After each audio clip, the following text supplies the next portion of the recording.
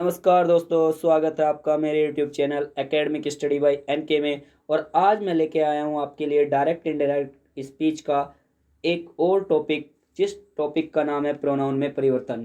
Pronoun में परिवर्तन यानी इस टॉपिक से पहले हम ऑलरेडी पढ़ चुके हैं कि असर्टिव सेंटेंस के जो टेंस में परिवर्तन होता है वो किस तरह से होता है। यदि आपका रिपोर्टिंग वर्ब प्रेजेंट टेंस में है या फ्यूचर टेंस में है तो रिपोर्टेड स्पीच में क्या परिवर्तन होते हैं, और यदि रिपोर्टिंग वर्ब आपकी पास्ट टेंस में है तो रिपोर्टेड स्पीच में क्या क्या परिवर्तन होते हैं, ये सब हम ऑलरेडी पढ़ चुके हैं। और आज हम बात करने वाले हैं प्रोनाउन में परिवर्तन। प्रोनाउन में परिवर्तन को हम पढ़ने से पहले सबसे पहले हमें उसके बारे में पता होना चाहिए कि सेंटेंस में परिवर्तन जो प्रोनाउन का आप करने वाले हैं वो प्रोनाउन हो कौन कौन सकते हैं, यानी वो परिवर्तन किस प्रकार आप करेंगे उन प्रोनाउन में, ये सब चीज़ें हमें ऑलरेडी पता होना चाहिए। तो आज हम बात करेंगे सबसे पहले इस टॉपिक में इस प्रोनाउन टेबल के ऊपर, जो बहुत ही इम्पोर्टेंट है। सबसे पहले प्रोनाउन टेबल। प्रोनाउन टेबल में पर्सन, उसके बाद सब्जेक्ट, उसके बाद ऑब्जेक्ट, उसके बाद पजेसिव, उसके बाद रिफ्लेक्सिव प्रोनाउन, यानी ये टॉपिक्स आपको पता होने चाहिए। पर्सन, इंग्लिश ग्रामर के अकॉर्डिंग 3 पर्सन होते हैं, first person, second person, third person. First person I और वी, यानी बात कहने वाले। आई मीन्स मैं और वी मतलब हम। जब भी कभी कोई बोलेगा या तो वो मैं बोलेगा या हम बोलेगा, क्योंकि कहीं से भी अगर कोई बोलता है तो वो शुरुआत यही करता है कि हम कहते हैं या मैं कहता हूँ। दूसरी बात, सेकंड पर्सन यानी बात सुनने वाला, यानी तुम सुन रहे हो तो you are the second person. Okay. उसके बाद थर्ड पर्सन वो जो जिसके बारे में बात हो रही हो या जो वहाँ पे उपस्थित है या नहीं है, लेकिन जिसके बारे में बातें होती हैं वो थर्ड पर्सन होता है। जैसे ही, सी, इट, दे, और कोई भी नाम यानी किसी का भी नाम, ये थर्ड पर्सन हो जाता है। तो मैं फिर से रिपीट करता हूँ, फर्स्ट पर्सन बात कहने वाला, सेकंड पर्सन बात सुनने वाला, एंड थर्ड पर्सन जिसके बारे में बातें कही जा रही हैं वो थर्ड पर्सन हो जाता है। ठीक है।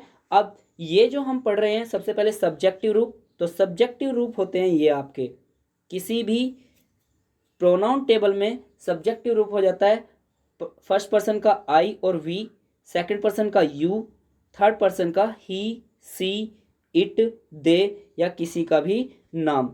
यानी ये कौन से पर्सन में हो जाते हैं, फर्स्ट, सेकंड, थर्ड, तीनों पर्सन के सब्जेक्टिव रूप जो हो जाते हैं वो क्या हो जाते हैं। अब आई का ऑब्जेक्ट होता है मी, यानी आई सब्जेक्टिव केस में यूज होता है ऑलवेज, और मी ऑब्जेक्टिव केस में यूज होता है। आई का पजेसिव हो जाता है माई और माइन। ठीक है। जैसे बहुत बार कहते हैं आप अपने की अंग्रेजी अगर इंग्लिश ट्रांसलेट कर रहे हैं तो आई के साथ माई आ जाता है। ठीक है। और कोई भी अगर आपको बातें बतानी है तो दिस बुक इज माइन, तो जब भी आप पजेसिव में माइन यूज कर लेते हैं। ओके। उसके बाद रिफ्लेक्सिव प्रोनाउन माई का हो जाता है माई सेल्फ। माई का reflexive pronoun myself. Okay. उसी की तरह वी, वी भी फर्स्ट पर्सन होता है प्लूरल, वी का ऑब्जेक्ट अस और इसका पजेसिव आवर, एंड इसका पजेसिव फॉर्म भी जो जो दूसरी होती है वो भी आवर होती है, और इसकी रिफ्लेक्सिव प्रोनाउन आवर सेल्फ्स हो जाता है, आवर सेल्व्स। ओके। उसके बाद सेकंड पर्सन सब्जेक्टिव में यू, ऑब्जेक्टिव में भी यू, एंड पजेसिव में योर एंड योर्स। ठीक है। एंड जब रिफ्लेक्सिव प्रोनाउन की बात होगी तो योर सेल्स, क्या होगा, योर सेल्स। ओके। उसके बाद third person he, she, it, यानी ही का object him, possessive his, and reflexive pronoun himself. उसके बाद सी का सब्जेक्ट सी होता है, ऑब्जेक्ट हर होता है, पजेसिव हर होता है और हर्स होता है, एंड उसके बाद इसका भी रिफ्लेक्सिव हर सेल्फ हो जाता है। क्या हो जाता है, हर सेल्फ। उसके बाद इट का ऑब्जेक्ट इट का पजेसिव इट एंड इट्स, और इसका जो रिफ्लेक्सिव हो जाता है वो इट सेल्फ हो जाता है। क्या हो जाता है, इट सेल्फ। उसके बाद नेक्स्ट दे प्लूरल फॉर्म में यूज होता है, प्लूरल में दे। उसके बाद दे का ऑब्जेक्ट दैम का, उसके साथ दे का पजेसिव दियर एंड उसकी पजेसिव फॉर्म दियर्स, और उसके बाद रिफ्लेक्सिव उसका दैम सेल्व्स, यानी क्या हो जाता है इसका रिफ्लेक्सिव दैम सेल्व्स। इस तरह से ये आपकी क्या है कि टेबल है जो आपकी प्रोनाउन में परिवर्तन को दर्शाती है। अब दर्शाते कैसे है, यानी क्या क्या चीज़ें चेंजेस होंगे, ये तो मैंने केवल प्रोनाउन के बारे में आपको बताया कि कौन कौन से प्रोनाउन यूज हो सकते हैं, और ये पर्सनल प्रोनाउन की टेबल हो जाती है। ओके, चलते हैं आगे। सबसे पहले प्रोनाउन में परिवर्तन। अब फर्स्ट रूल है क्या, यदि आर एस, हमें पता है आर एस मतलब रिपोर्टेड स्पीच, रिपोर्टेड स्पीच का सब्जेक्ट, ऑब्जेक्ट या पजेसिव फर्स्ट पर्सन है तो, यानी कि आर एस का सब्जेक्ट, ऑब्जेक्ट या पजेसिव जो अभी हम पढ़ रहे थे उनमें से कोई सा भी फर्स्ट पर्सन है तो वह आरवी के सब्जेक्ट के अनुसार बदलता है। आरवी क्या हो जाता है, रिपोर्टिंग वर्ब, रिपोर्टिंग वर्ब के सब्जेक्ट के अनुसार बदलता है। इस बात को दिमाग में रट लीजिए भैया कि यदि रिपोर्टेड स्पीच का सब्जेक्ट, ऑब्जेक्ट या पजेसिव फर्स्ट पर्सन है तो वह आरवी यानी रिपोर्टेड स्पीच के सब्जेक्ट के अनुसार बदलता है। ठीक है, जैसे अभी बात करेंगे रिपोर्टिंग वर्ब, आपको पता ही है कि सब्जेक्ट में क्या होता है, डायरेक्ट से एक एग्जांपल ले लेते हैं, दे सेड टू मी। अब ये क्या है, आपकी रिपोर्टिंग वर्ब, क्या है, reporting verb, they said to me, यानी ये क्या है, RV, reporting verb, they said to me. अब उसके बाद आगे दिया रिपोर्टेड स्पीच। अब रिपोर्टेड स्पीच में क्या दिया, we shall complete our work, यानी we shall complete our work. अभी आपके सामने दो अलग अलग, एक रिपोर्टिंग वर्ब दी है, एक रिपोर्टेड स्पीच दे दी है, रिपोर्टेड स्पीच। अब रिपोर्टिंग वर्ब में दे सेड टू मी, तो सेड टू आया हुआ है, तो सबसे पहले ये चेंज होता है, कैसे, दे सेड टू को कर देंगे दे टोल्ड मी, यानी सेड टू को किस में बदल दिया इन्होंने, टोल्ड में, दे टोल्ड मी। अब इन्वर्टेड कोमे लगे हुए हैं, इन दोनों इन्वर्टेड कोमे को हटा के कंजक्शन आया that, they told me that. उसके बाद अब सेंटेंस में क्या आया, रिपोर्टेड स्पीच का सब्जेक्ट वी आया, वी कौन सा पर्सन है, फर्स्ट पर्सन का पजेसिव, फर्स्ट पर्सन का प्लूरल फॉर्म, और ये किसके अकॉर्डिंग बदलेगा, यानी आरवी के सब्जेक्ट के अनुसार, और आरवी का सब्जेक्ट क्या है, दे, तो दे के अकॉर्डिंग इसका भी क्या बन गया, दे। बिल्कुल वेरी सिंपल, बिल्कुल गुड। तो क्या हो जाएगा, they told me that they. अब दे के साथ वी के साथ तो सेल आया था, तो दे के साथ तो वुड आएगा। Okay, complete. अब ये आवर क्या है, पजेसिव है, किसका पजेसिव है, वी का पजेसिव है, तो यहाँ पे दे का पजेसिव क्या यूज हो जाएगा, दियर, तो they would complete their work. Okay, आया समझ में, एक बार फिर से रिपीट करते हैं। रूल कहता है यदि आर एस का सब्जेक्ट, ऑब्जेक्ट या पजेसिव फर्स्ट पर्सन है तो वह आरवी के सब्जेक्ट के अनुसार बदलता है। अब हमें आरवी पता होना चाहिए, आर एस पता होना चाहिए। आर एस मतलब रिपोर्टेड स्पीच और आरवी मतलब रिपोर्टिंग वर्ब, यानी आर एस रिपोर्टेड स्पीच और आरवी रिपोर्टिंग वर्ब। अब सेंटेंस है, they said to me we shall complete our work, तो दे सेड टू को चेंज किया टोल्ड में, और कंजक्शन आया दैट, और वी जो था ये फर्स्ट पर्सन का क्या था, फर्स्ट पर्सन था, और इसको ये जो चेंज होना है ये किसके अकॉर्डिंग होता है, दे के अकॉर्डिंग। दे के अकॉर्डिंग क्यों, क्योंकि रिपोर्टिंग वर्ब का सब्जेक्ट क्या है, दे, तो दे के अकॉर्डिंग इसका क्या बन गया, दे। दे के साथ वुड, क्योंकि सेल का तो नहीं आ सकता, दे के साथ तो वुड आता है। कंप्लीट, आवर का क्या हो गया, दियर और वर्क। ओके, समझ आया, ठीक है। चलते हैं नेक्स्ट टॉपिक पर। इसके लिए एक दो एग्जांपल आप अपने आप से प्रैक्टिस करके देखिए, आपको अच्छे से समझ में आ जाएगा। नेक्स्ट आगे चलते हैं।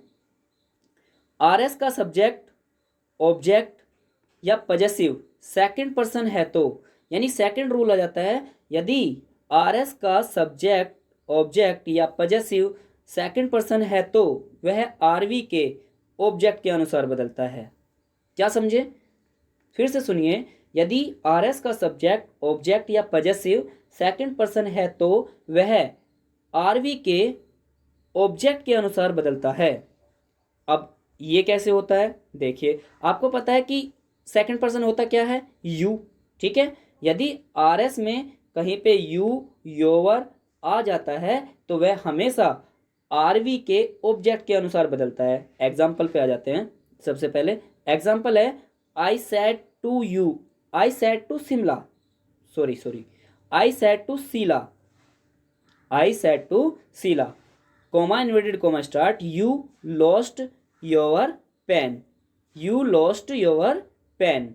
तो सेंटेंस क्या है, I said to Shilpa comma inverted comma start, you lost your pen. अब यू क्या है आपका सेकंड पर्सन, और सेकंड पर्सन किसके अकॉर्डिंग बदलेगा, ऑब्जेक्ट के अकॉर्डिंग, और ऑब्जेक्ट क्या है, शिल्पा। तो यानी शिल्पा के अकॉर्डिंग ये सेंटेंस यू जो है ये चेंज होने वाला है। किस में चेंज होगा देखते हैं। आई टोल्ड, सैड टू को किस में चेंज करते हैं, टोल्ड में, आपको ऑलरेडी पता ही है। सैड टू को किस में चेंज करते हैं, टोल्ड में। तो यानी आई टोल्ड शिल्पा, आई टोल्ड शिल्पा, रिपीट क्या लगेगा कंजक्शन, दैट। और यू जो था ये वर्ड ये किसके अकॉर्डिंग चेंज हुआ, शिल्पा के अकॉर्डिंग। तो यू का क्या बन गया, सी। अब लॉस्ट पास्ट इंडेफिनिट, तो हैड लॉस्ट क्या आ जाएगा, हैड लॉस्ट। और योर का क्या हुआ, her pen. I repeat again, sentence क्या देता है, आई सैड टू शिल्पा, तो सेंटेंस हो जाता है I said to Shilpa you lost your pen, तो सेंटेंस बनता है आई टोल्ड शिल्पा दैट। अब यू चेंज हुआ शिल्पा के अकॉर्डिंग, तो सी हो गया। हैड पास्ट इंडेफिनिट का पास्ट परफेक्ट बनता है हैड लॉस्ट, और योर का पजेसिव होता है क्या, यानी योर पजेसिव होता है यू का, तो सी का पजेसिव क्या हो गया, हर पेन। ओके अंडरस्टैंड, बिल्कुल। चलते हैं आगे, तीसरा रूल। अब तीसरे रूल की तरफ चलते हैं। तीसरा रूल कहता है सिंपली यदि आर एस का सब्जेक्ट या ऑब्जेक्ट या पजेसिव थर्ड पर्सन है, तो थर्ड पर्सन मतलब ही सी इट या दे या किसी का नाम, तो उनमें कोई परिवर्तन नहीं होता, यानी उनमें कोई परिवर्तन नहीं होता, यानी वे नहीं बदलते। अब वे नहीं बदलते तो मतलब क्या है इस बात का, देखते हैं कैसे। आ जाते हैं एग्जाम्पल पर। यह एग्जाम्पल कहता है father said comma inverted comma start they will do their work. They क्या हुआ थर्ड पर्सन, और दियर क्या हुआ third person possessive, they will do their work. तो सेंटेंस क्या बनेगा, फादर सैड दैट। अब दे तो सेम रहेगा क्योंकि वे बदलते ही नहीं है। अब विल का हो गया वुड, क्योंकि टेंस में परिवर्तन तो होगा ना भाई, केवल किस में परिवर्तन नहीं होगा, यानी प्रोनाउन चेंज नहीं होंगे लेकिन टेंस तो बदलेगा। They would do their work. Okay, यानी सेंटेंस यदि रिपोर्टेड स्पीच में थर्ड पर्सन आ जाता है तो इनडायरेक्ट बनाते समय उसमें कोई परिवर्तन नहीं होता है, केवल टेंस बदलते हैं। ओके, अब इसी की एक शॉर्ट ट्रिक मैंने आपके लिए लिख दी है नीचे। क्या है, SON दिख रहा होगा आपको, सन लिखा हुआ है और नीचे लिखा हुआ है 1 2 3, यानी सन और नीचे 1 2 3। अब ये शॉर्ट ट्रिक कैसे हुई भाई, ये सारी इस प्रोनाउन के चेंजेस की शॉर्ट ट्रिक है। यदि आपने लॉन्ग ट्रिक को समझ लिया तो शॉर्ट आपकी अच्छे से समझ में आ जाएगी। कैसे, देखिए प्रोनाउन की शॉर्ट ट्रिक। S मतलब सब्जेक्ट, O मतलब ऑब्जेक्ट, और N मतलब नो चेंज। अब सब्जेक्ट यानी रिपोर्टेड स्पीच में कहीं भी फर्स्ट पर्सन आ जाता है तो वह रिपोर्टिंग वर्ब के सब्जेक्ट के अकॉर्डिंग बदलता है। समझ आया थोड़ा बहुत, फिर से बताता हूं। यदि रिपोर्टेड स्पीच में कहीं पर भी फर्स्ट पर्सन आ जाता है तो वह रिपोर्टिंग वर्ब के सब्जेक्ट के अकॉर्डिंग बदल जाता है। कैसा लगा, बिल्कुल। रिपोर्टेड स्पीच का फर्स्ट पर्सन कहीं भी आ जाता है यदि, तो वह रिपोर्टिंग वर्ब के सब्जेक्ट के अकॉर्डिंग बदलता है।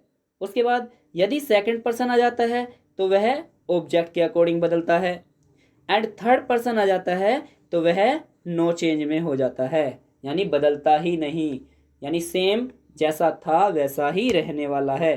तो एक बार फिर से रिपीट करते हैं। यदि रिपोर्टेड स्पीच में कहीं पर फर्स्ट पर्सन आ जाता है तो वह रिपोर्टिंग वर्ब के सब्जेक्ट के अकॉर्डिंग बदलता है, और यदि सेकंड पर्सन आ जाता है तो वह ऑब्जेक्ट के अकॉर्डिंग बदलता है, और यदि थर्ड पर्सन आ जाता है तो उसमें नो चेंज हो जाता है। अंडरस्टैंड? बिल्कुल ठीक है। चलते हैं आगे। अभी इसमें आ गया है क्या कि ये जो रूल है आपका प्रोनाउन में परिवर्तन, उसी के अंदर कुछ ऐसे वर्ड आ जाते हैं सेंटेंस में जो चेंजेस हो जाते हैं। जैसे सेंटेंस में आ जाए दिस, तो इनडायरेक्ट बनाते समय दिस का दैट हो जाता है। दिस को दैट में बदलते हैं, दीज को दोज में बदलते हैं, हेयर को देयर में बदलते हैं, नाउ को देन में बदलते हैं, जस्ट को भी देन में बदलते हैं, एगो को बिफोर में बदलते हैं, एगो बिफोर में बदलते हैं, टुडे को दैट डे में बदलते हैं, टू नाइट को दैट नाइट में बदलते हैं। ये निकटता सूचक शब्द होते हैं भाई। निकटता सूचक शब्द का मतलब कि जब सेंटेंस में आपको कोई भी चीज़ें निकटता के रूप में दर्शाई जाएं, समय से दर्शाई जाएं या डेमोस्ट्रेटिव प्रोनाउन से दर्शाई जाए, तो ये क्या होते हैं, वो निकटता सूचक शब्द होते हैं। टुमारो को द नेक्स्ट डे में बदलते हैं, 10 को सो में बदलते हैं, यस्टरडे को द प्रीवियस डे या द डे बिफोर में बदलते हैं। दो वर्ड हैं, या तो द प्रीवियस डे या द डे बिफोर। लास्ट को द प्रीवियस में बदलते हैं। अब उसके साथ चाहे ईयर आ जाए चाहे नाइट आ जाए, यानी प्रीवियस को प्रीवियस के साथ ईयर लगा देंगे और नाइट लगा देंगे। यानी लास्ट आया है तो लास्ट को द प्रीवियस में बदलते हैं। जैसे लास्ट ईयर आया तो द प्रीवियस ईयर आ गया, और जब द लास्ट नाइट आया तो फिर उसके बाद द प्रीवियस नाइट में बदलते हैं। उसके बाद नेक्स्ट ईयर या नेक्स्ट डे को फॉलोइंग में बदलते हैं। किस में बदलते हैं? फॉलोइंग में बदलते हैं। और उसके बाद कम हेयर को गो देयर में बदलते हैं। ये आपका निकटता सूचक शब्द थे जिन्हें आप चेंजेस करते हैं। तो आपके लिए ये टॉपिक था आज का, प्रोनाउन में परिवर्तन डायरेक्ट इनडायरेक्ट का। नेक्स्ट वीडियो जो मैं बनाने वाला हूँ वो बनाऊंगा इंटेरोगेटिव सेंटेंस को इनडायरेक्ट में कैसे बदलें, और उसके लिए हम आपको अच्छे से ट्रिक के साथ समझाएंगे। तो बने रहिए मेरे साथ एकेडमिक स्टडी बाय एनके में। यदि चैनल को सब्सक्राइब नहीं किया है तो प्लीज़ चैनल को सब्सक्राइब कीजिए, वीडियो को शेयर कीजिए, लाइक कीजिए, और बने रहिए हमारे साथ ऐसी ही महत्वपूर्ण स्टडी के लिए। जय हिंद, वंदे मातरम।